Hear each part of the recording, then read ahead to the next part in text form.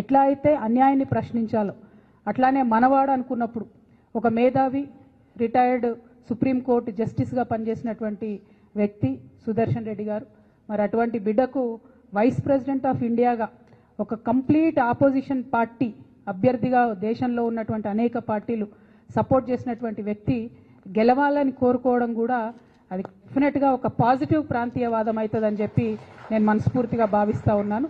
ఇది పార్టీలకు అతీతంగా తెలంగాణ బిడ్డ కాబట్టి ఆయనకు ఒక అవకాశం వచ్చింది కాబట్టి. అంటే నేను ఒక వ్యక్తిని ఎప్పుడు జీవితంలో మర్చిపోలేను. శేషన్ గారు అని ఉండే, టిఎన్ శేషన్ గారు అని. ఆయన వచ్చేంత వరకు కూడా ఎవరికి అసలు భారతదేశంలో ఎలక్షన్ కమిషన్ అని ఒకటి ఉందని మా సామాన్య ప్రజలకు తెలియదు. కానీ ఆయన వచ్చిన తర్వాత ఆ పోస్టుకు వన్నే వచ్చింది. సుదర్శన్ రెడ్డి గారు కూడా గెలిస్తే డెఫినెట్గా వైస్ ప్రెసిడెంట్ పోస్టుకు కూడా వన్నే తెస్తారని నేను అనుకుంటున్నాను. ఎందుకంటే అనేక సందర్భాల్లో ఆయన చూసినాం, ఆయన ఇచ్చినటువంటి పాజిటివ్ తీర్పులు కానీ ఆయనకు ఉన్నటువంటి కాన్స్టిట్యూషనల్ ఎక్స్పర్టీస్ కానీ చూసినాం. అటువంటి అవకాశం వారికి వస్తే బాగుంటుందని చెప్పి మనస్ఫూర్తిగా నేను కోరుతా ఉన్నాను.